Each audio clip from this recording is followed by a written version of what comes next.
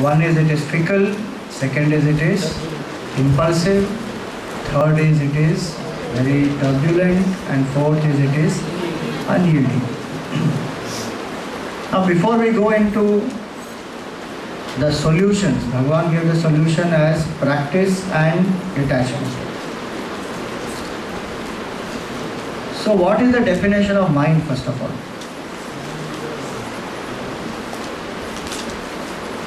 That what we said was a humorous one, just a casual one, monkey, donkey, circus of life and all that.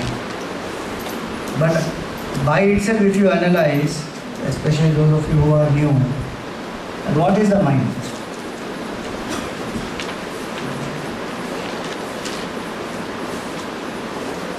How do we define the mind?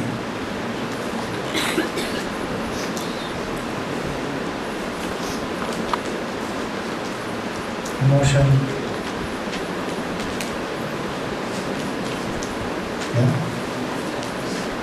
flow of thoughts. There are different ways to understand the mind. One is that okay, it is a continuous flow of thoughts. So if you end the flow of thoughts, there is no mind. Many people think that mastery of the mind means I should become thoughtless. In meditation especially, I should become thoughtless. There should not be any thought. That every night I become thoughtless when I go to state of deep sleep. Unconsciously I become thoughtless. But that is not what we are attempting. The mind is a continuous flow of thoughts. One by one the thoughts come. Have you analyzed what is a thought actually? Like a pot is made up of mud. This glass is made up of steel. What is our thought made up of?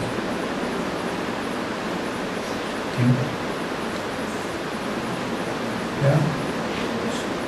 Thoughts are made of emotions. Okay?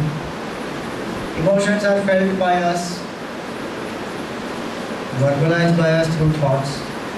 I am asking you, what is the content of thoughts? Memory. Memories. Images? Memories.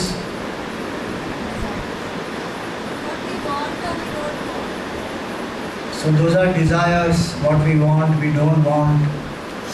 I am asking you the substance with which the thought is made. Like the mud pot is made up of mud. What makes a thought? What is the constituent of a thought? Object? Yes? No? Idea, but what is the meaning of an idea? What does idea have?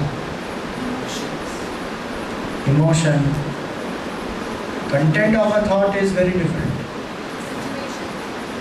Situation also, external, but thought content? Image and a word. Image and a word. Think about it. Whether it is a desire, whether it is an emotion, whether it is an idea, whether it is a situation, whatever we experience through the mind, basically it is experienced through thought. And that thought is made up of these two aspects. A picture and sound. Name and form. Thought is always made up of these two. And I am aware of it. So there is awareness. So I know that this is a stylus. So there is a picture of stylus. When I say the word stylus, there is a sound and then I am aware of it. So every thought of ours is made up of a picture and a sound. We may verbally say it or not, doesn't matter. But the recognition happens through that. Name. Stylus is a name. Anger. Do you think to become angry? Or do you feel anger? So when you feel anger, what happens?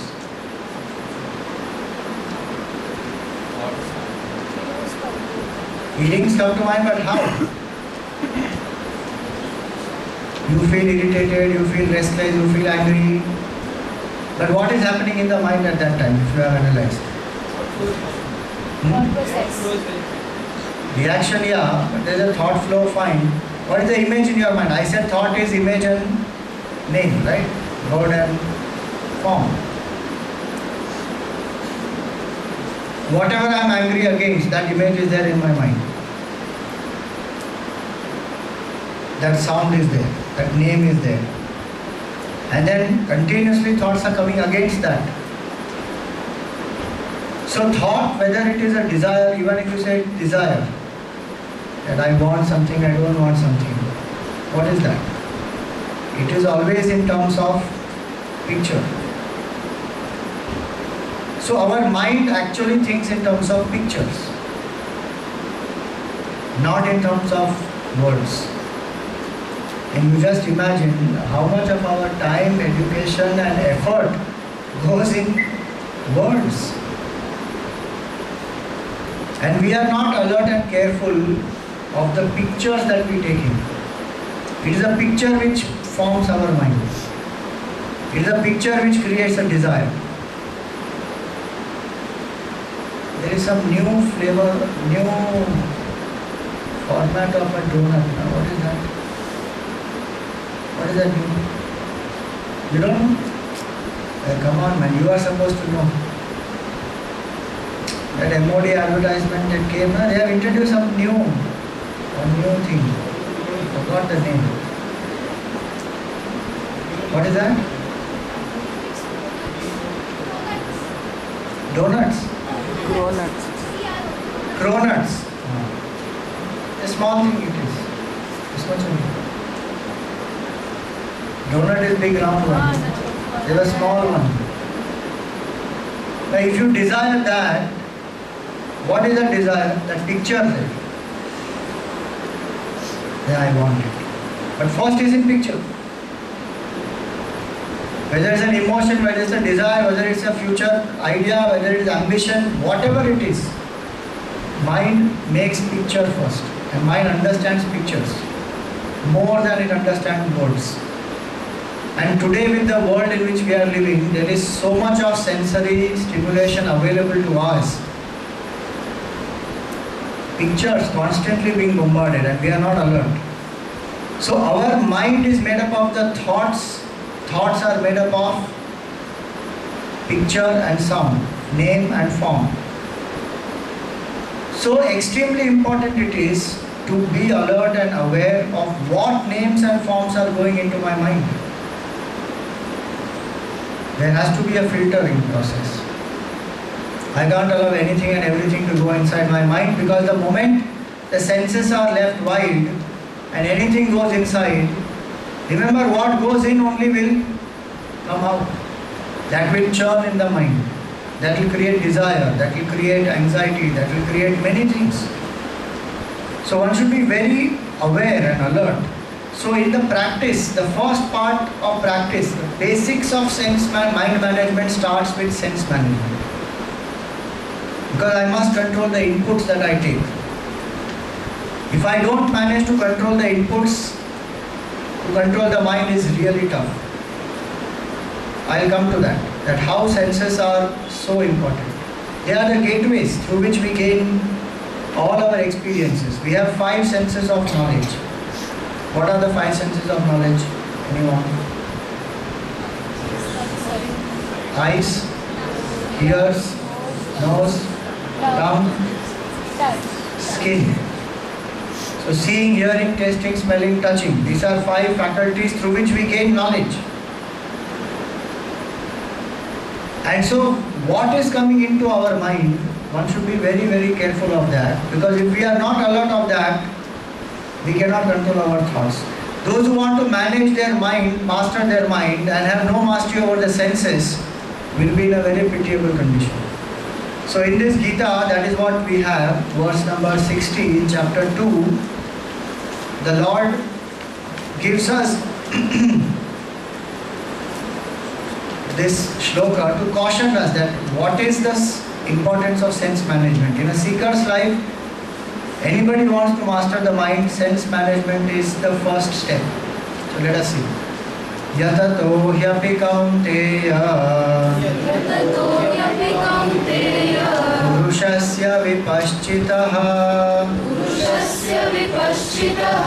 इंद्रियाणि प्रमाथीनि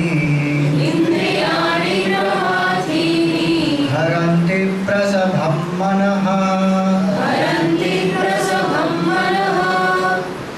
So he says, even a person who is striving to master the mind, yatato yapi kaunteya, O son of Kunti, purushasya vipaschita, he may be a very intelligent person, he may know.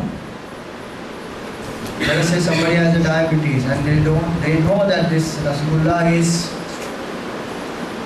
prohibited, I should not eat, they know. But still, when sense control is not there, one falls for it. So he says he may be an intelligent person, vipaschita, he may be a person who is striving hard to master the mind. Indriyani pramathini, mind, senses are very, very turbulent. Haranti prasabam manah, they just snatch away the peace of your mind. And that we see. You just think about it. If I continuously see serials which are making me violent, which have violence, which have instigation, which have jealousy, which have... what will happen to me? Those images will be there in my mind. If I see passion, lust, all that, those images will be there in my mind. Whatever I see and whatever I hear in all the five senses, these two senses are more powerful in making an impact on the mind. What I see forms the picture, what I hear forms the thoughts, the words. So in our culture it is always said, Bhadram karne bhi shrunuyama devaha. May I hear what is auspicious. Bhadram pashye makshabhir yajatraha. May I see what is auspicious. Especially in today's age, what is available to us is unrestricted. There is no limit to what you can explore and what you can watch. If I don't have sense management, mind management, very tough. Because mind will just get captured by the senses. And even one attachment to one sense organ is enough. Shankaracharya ji gives a very nice example of these five animals in Vivek Chudamani, where he says that the deer is generally very fast. You cannot catch a deer so easily. But that deer is attached to music,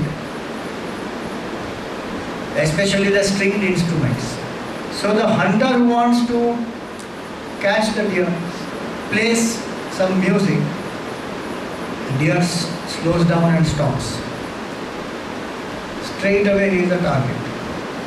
Very easy to catch. Why? Because God attached to sound, so it waits. The bee is attached to the smell. So even though it knows that it is a sunset now, the flower may close, but that bee which is attached to that smell remains in the flower and the flower closes. The fish is attached to the taste.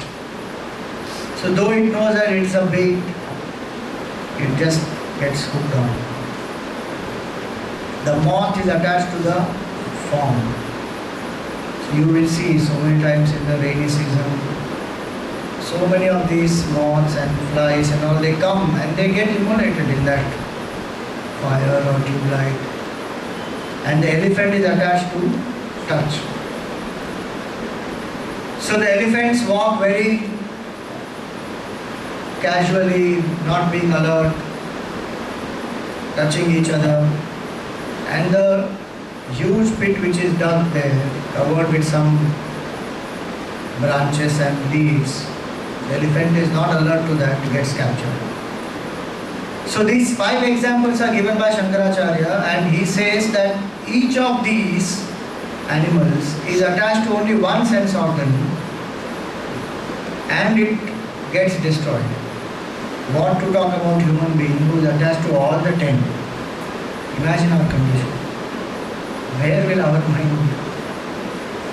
be? We try to sit quietly in meditation and the mind says, It just distracts. Something or the other keeps coming to the mind. Why? Because the mind is so turbulent. Why it has become turbulent? Because senses are tempting the mind. There is no sense management.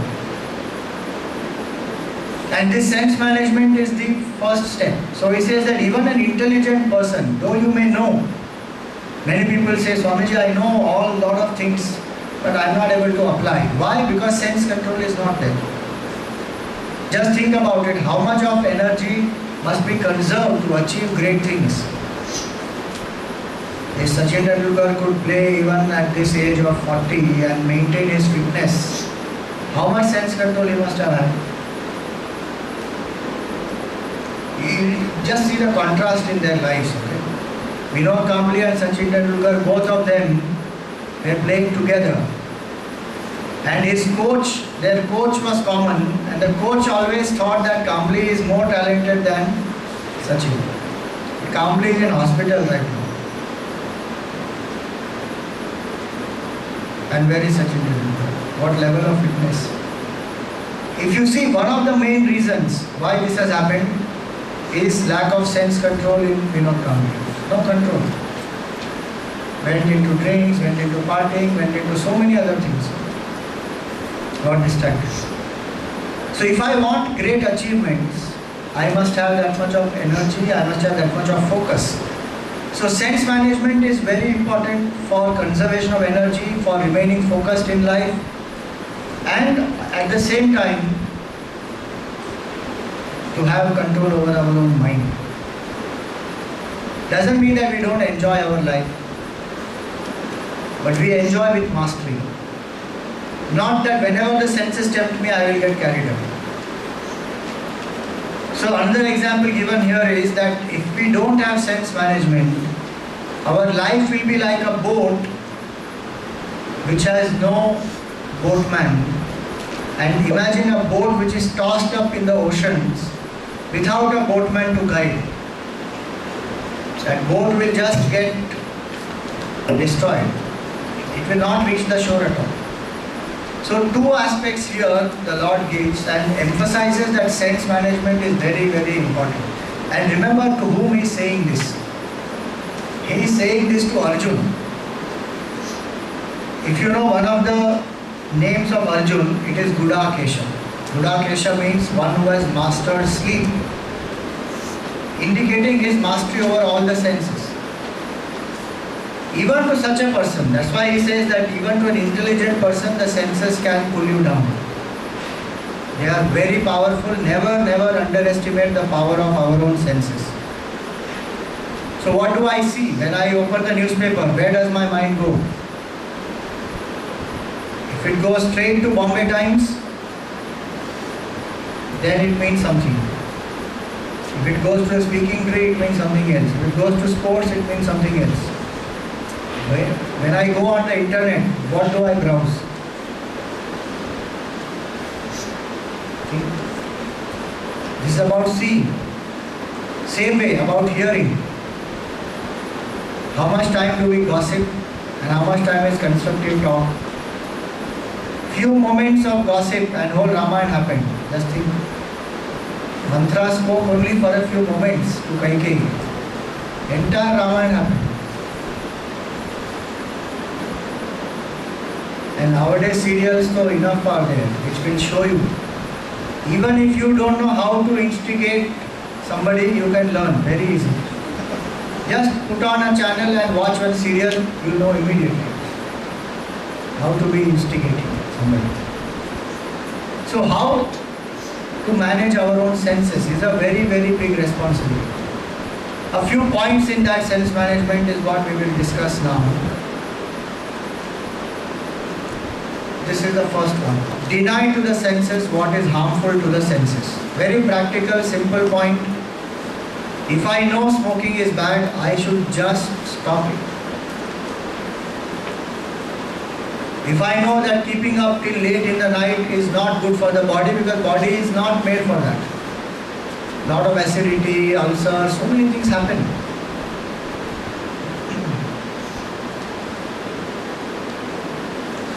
Alcohol.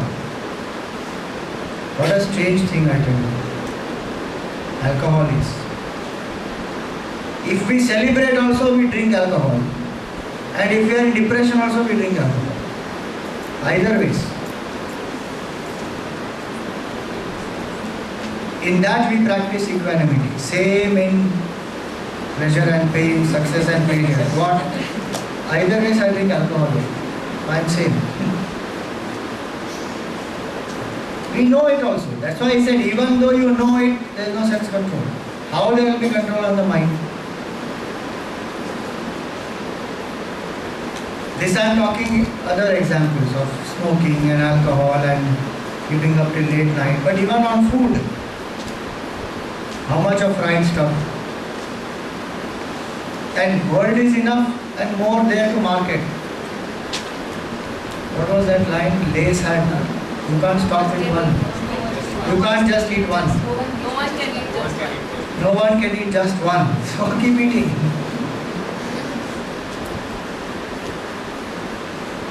And try to become all pervasive. What do you do? Okay, the world will be like that. They will market their product. But we have to be in control that we should know what to eat, what not to eat, what goes in, what doesn't go in. There has to be a filter. Doesn't mean that don't eat chips at all, but sense management is what is harmful to the body, one must stop. Can you give me examples of what all things which we indulge in which are harmful? At the sensory level.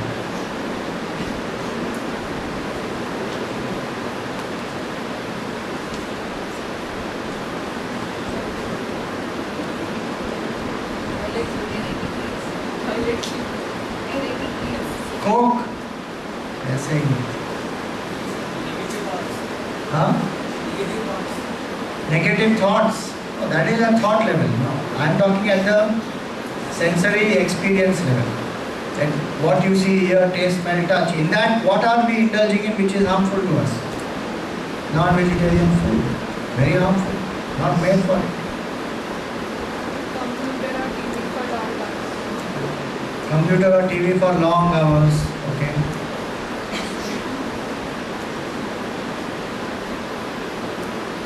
Some of you are asking wrong question. We are very sattvic people.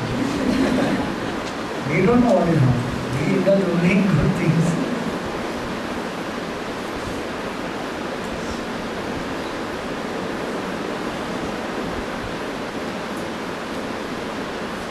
The magazines that we read, the newspaper that we read, the browsing that we do, the food that we eat, the talk that we indulge in, things that we are continuously listening.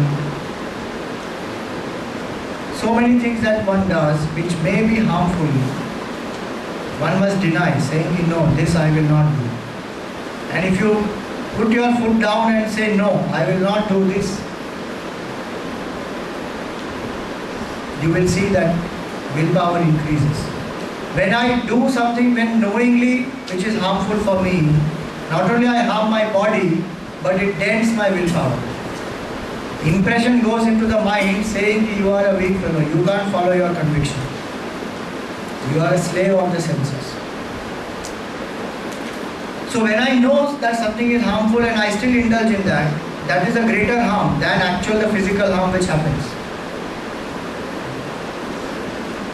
So first point is deny to the body what is harmful to the body.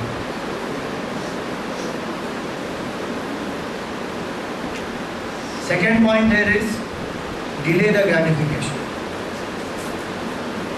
We just saw that the mind is very impulsive. So impulsively it wants to do some things.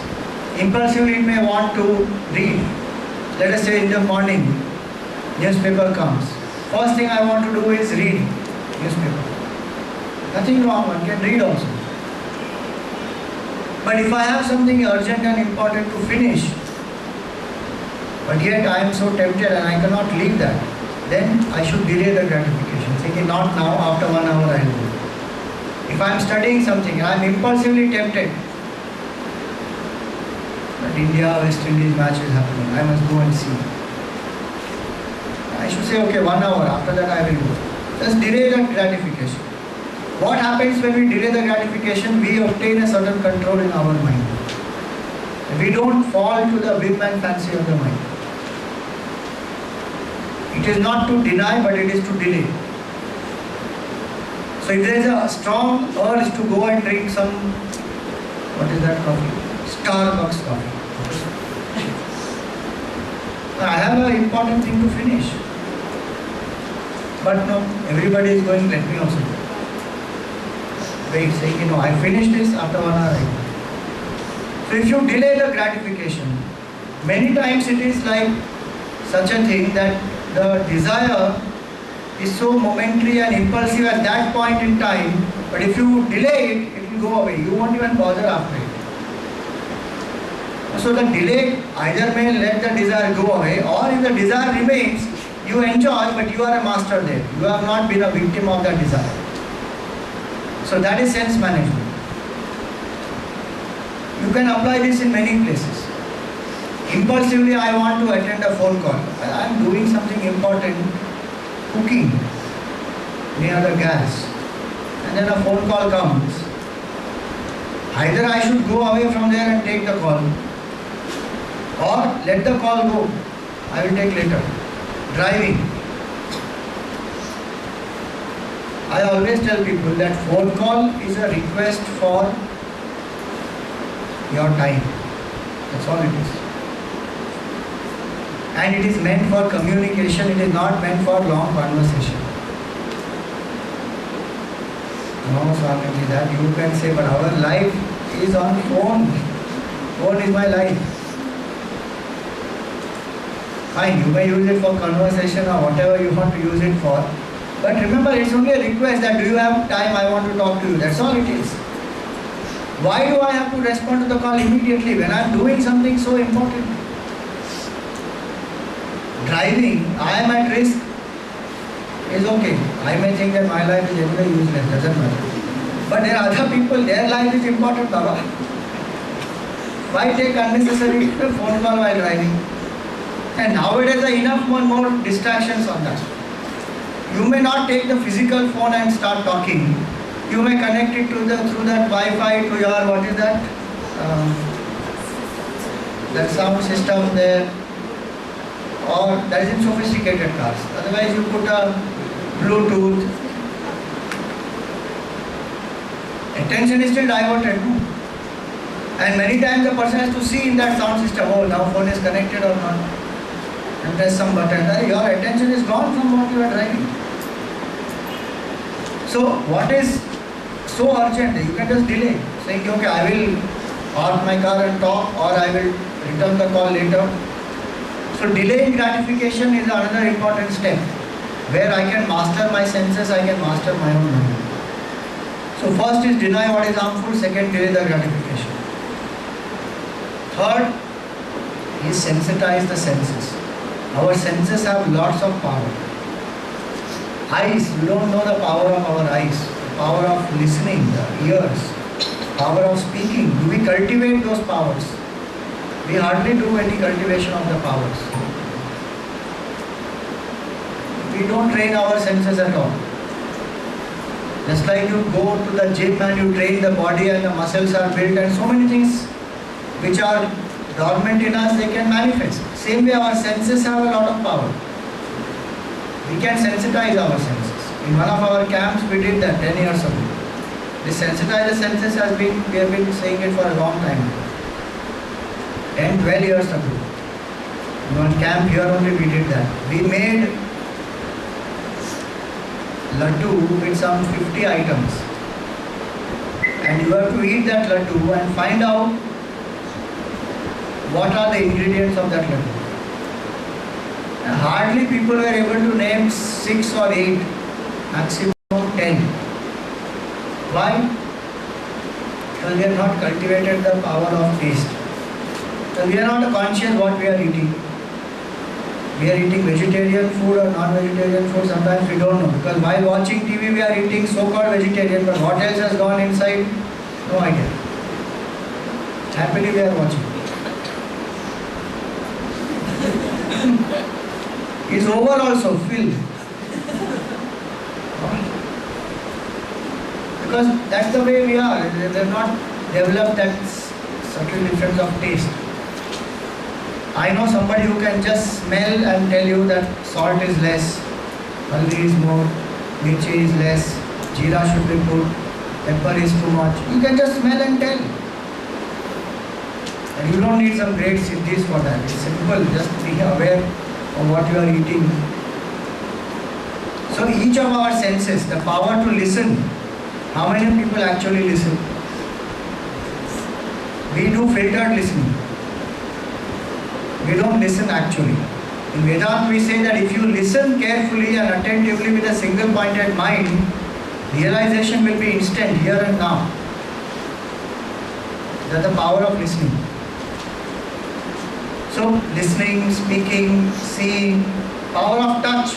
What is the power of touch? It can heal people. Lot of power touch has. Somebody who is feeling lonely, feeling distressed, feeling low, just a loving touch is enough for them to feel so comforted. So all these powers we have, sense management is to invoke all these powers. It is not just to withdraw all the senses and don't see, don't hear, don't taste, don't touch, don't smell. Because many people think like that. If you come to spirituality, they will tell you sense control. Means what? Don't see anything. Don't hear anything. Then I will become a vegetable. But that's not what it means. So sensitize our senses. And there are various ways to do that. So that is the third one. Fourth one is moderation. Even if I want to enjoy something and I am not able to resist, let me enjoy in moderation. No extremes.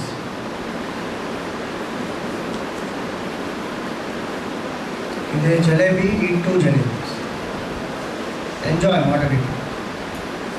No extreme. No, I will not touch jalebi for the next 1 year. And after 1 year, hog jalebi and jalebi only, nothing else. I am not giving you an example of jalebi, but people do that with chocolate, very common. And they think that they have done some great thing. Swamiji, I have given up chocolate for 1 year. Wonderful. Chocolate industry is going to suffer at least. 1 year you gave up chocolate, oh my God. But all the time what I am thinking, chocolate, chocolate, chocolate, chocolate. 1 hour, 1 day more to go, Swamiji. 1 month only more to go. After that, attack. What control is that? Deny totally and indulge totally. Better it is you would have eaten 1 chocolate every day and not thought about chocolate. So moderation. And this moderation is that which enhances our capacity to enjoy actually. Because the more we indulge, we come to saturation point very fast. And don't ever think that by indulging too much into it, you will get fed up of it. You may get fed up of it for that much time only. But with each indulgence, an impression is created in the mind. I don't remember the name of that movie, but there was one movie which was Rajnikant movie. Arunachal. That Rajnikant movie, his father, this guy, he was too attached to smoking. So his father locked him up in one room and he told him, keep on smoking as many cigarettes as you want. And I don't know how many days, 2 days, 3 days, some few days he was there in that and he kept smoking. And that's how he gave up the habit of smoking. Because he got fed up of it. That looks very nice on television, don't try. You may not survive to enjoy life after that. If you smoke that much, one shot, you will have withdrawal symptoms. Because you and I are not Rajnikant. He can do it. You stop it immediately after 7 days, you will have withdrawal symptoms. You don't know what to do. Hand will go like this only. So anyway, point is that extremes don't work. Sense management happens in moderation. And then moderation is something which will also sensitize our senses, that we can enjoy You can enjoy it for long. And last one is find sattvic ways of entertainment. How to relax, how to unwind. All of us go through different pressures in life. We want to relax, we want to unwind, we want to enjoy. But let those ways be sattvic ways of enjoyment, not something which will drain out my energy or something which will make me dull, unconscious, something which will improve my creativity, which will stimulate my thinking, which will challenge me to go beyond my comfort zone. And there are lots of things that way you can do to enjoy. There are many things you can learn, there are many things you can explore. So if we cultivate sattvic ways of enjoyment, humor is such a nice thing, music, many things you can cultivate that. Gurudev used to watch tennis. He loved tennis. And he loved Asterix. So he used to read Asterix comics. That's his way of unwinding. Guruji likes humor, so he keeps on cracking jokes. Or he likes harmonium, some music he will play, he will sing some bhajan, he will compose some new thing. So these are 5 ways by which we can manage our senses. And if senses are managed, to a large extent the negative thoughts can be eliminated because you don't take in negative input. Suppose even if you take in, if you are alert in managing the senses, you will not pay attention to it, you will just ignore it. So even if somebody is gossiping, you are alert, you will immediately switch off mentally. Because you are very careful that I don't want that to go into my mind and pollute my mind. So we are able to cut out something nasty I see. I can immediately cut off my mind. So the mind doesn't brood on it. So the impact of that is not much. So these senses of these 5 which we have, we must learn to manage these. And the first step in mastery of the mind starts with sense mastery. How do I know that I have sense mastery? The example given in the Gita is of a tortoise. That this tortoise is able to withdraw the moment there is something unconducive, it withdraws. And the moment there is something which is normal, which is fine, it again starts. So the capacity to withdraw the senses when we want to focus and the capacity to enjoy when we want to enjoy, that is called sense mastery. Our condition is exactly opposite. In meditation, when we have to withdraw, that time the mind goes wide. And when we want to enjoy, that time the mind says, no, don't do this, don't do that. It was the opposite. Tomorrow morning you will experience. Half an hour you have. When we do japa and meditation. Then you see how the mind is. But if I manage the senses well, not only I have a lot of energy, I can think creative, I can achieve great things because a lot of energy is conserved. Otherwise what senses do, they bring all the images and forms and the sounds into the mind, they create desires. And the moment desire starts in the mind, many times it can distract us. So sense management, first step of mind mastery. You got a question? First, one says deny what is harmful. When we look at ourselves today, we do so many exercises. In the name of exercise, we go to the gym, we go to these. There are these new techniques of Pilates and different workouts. My question is that is it harmful as well? Because every time we do it, there's a certain pain that we have. And according to them, like make us do it. Because trainers in the gym, they say, oh, it's good, you're going to lose the fat or whatever. How harmful or good? See, harmfulness is determined not by the pain. Harmfulness is determined by its overall impact on the body. Going to the gym, doing exercises and so many new things which come up. There's some new thing called Zumba dancing. So you lose weight through that Zumba dancing. Now the method which is applied is very important.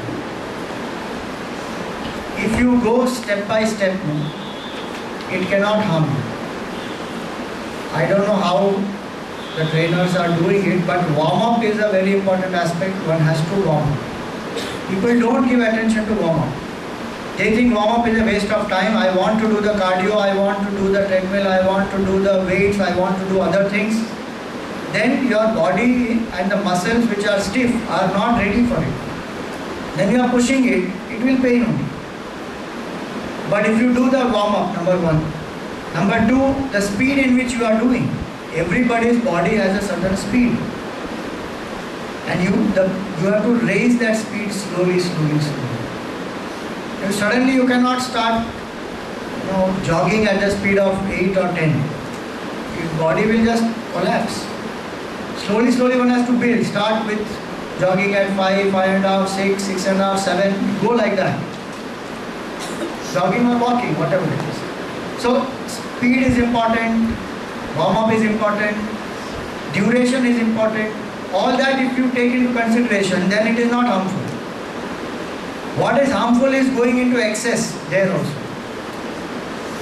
There are some people who are, what to call them, I don't know. Like people who are addicted to work, they are called workaholic. I don't know what to call these people who are addicted to the gymaholic. Maybe some other word for it. My God, how many hours in the gym? 2.5, 3 hours a day. Batch after batch, they see people coming and going.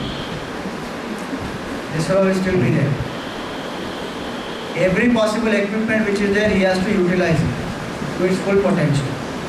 The ball will be there, and the weights will be there, and the cross trainer will be there, and the steps will be there. Everything use. Then that is excess sometimes. Now people who train for marathon, you should see them how they train. Step by step they will train themselves. First they will run 1 kilometer, then 2 kilometers, 3 kilometers. Slowly they will train themselves. Then it becomes effortless. So that is not harmful if you train that way. But if you do a wrong method and then feel the pain, then you say, I am going to deny this to myself because it is harmful. Then actually you are denying something which is beneficial. I mean, this principle applies whether you do aerobics, whether you do yoga, whether you do gymnastics, you do anything. Some people feel that no, gym is too aggressive, I am going to do yoga. And then they land up with such a yoga teacher, they feel, Arey Bapre, gym was better. Because some of the yogic postures you cannot do unless that flexibility is there in the body. So what is really harmful is to be determined by us. Just because pain is there, it doesn't mean it is harmful. Anything else on sense management? Sometimes we say that we deny what is harmful. Also there is a thing of moderation. Sometimes we get confused if should I allow the moderation or should I completely deny it. See, what is harmful, there is no question of moderation. Do you say I will take poison in moderation? I will just put my hand in fire in moderation. Not less, not more. Thoda, dal ke rakhte. We don't say that. What is harmful is to be denied totally. But what you are saying, why I am bringing up this topic is because that's the logic. Swami ji हमको सब कुछ थोड़ा थोड़ा try करना चाहिए. थोड़ा drinking, थोड़ा smoking, थोड़ा नॉनवेज, थोड़ा ये, थोड़ा वो, थोड़ा सब कुछ. Moderation is the best policy. This is the logic which youngsters use in the colleges. I am not joking. I myself have gone through that. And when we say no, nothing doing, they may brand you as whatever, but doesn't matter. Why should I treat my stomach as a garbage bin and put all the dead things inside it? For what? I'm not going to try. Intelligence is to be used now. Sad part is they don't use their intelligence also moderately. If they could have used it, they would have known this is not to be used, not to be done. They don't use only at the extreme. So if we know very clearly that this is something which is very harmful, there is no question of moderation. That's why the first point is deny to the body what is, I would say not only body, deny to the body what is harmful even to the mind. So and we all know what is harmful. It's not that we don't know. Just that different reasons we give in, either impulsiveness or we are attached to it or some peer pressure or whatever, some different reasons. So we give in to that desire. And we feel that even if it is harmful, I can manage. Abhi to main jawan hu. So then what is harmful should be said firm no. You see the singers, when they have to train their voice, some of them they follow such strict discipline in their diet because they cannot, oily food, cold stuff, all that they cannot handle. And it is harmful for their voice, so they will just cut it out, gone. Why? Because they have a goal. So if I have a goal and I want to pursue that very passionately, and whatever is harmful I should deny.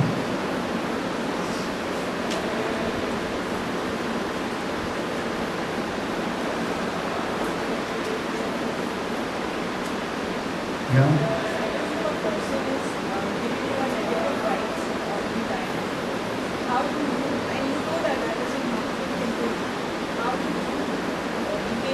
It depends. If the person is your own family member or somebody you cannot avoid to interact, then mentally you need to cut off and keep only transactional relationship.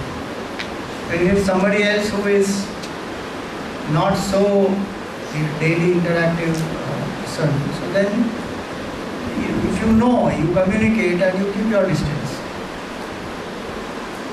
Because we cannot change them. We can defend ourselves, we can prevent ourselves.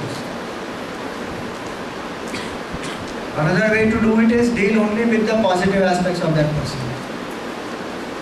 That may be tough to handle. But if there is unavoidable circumstance that I have to face that person, don't encourage that negative part at all. See if whatever is a good part and if you can relate to that, relate to that.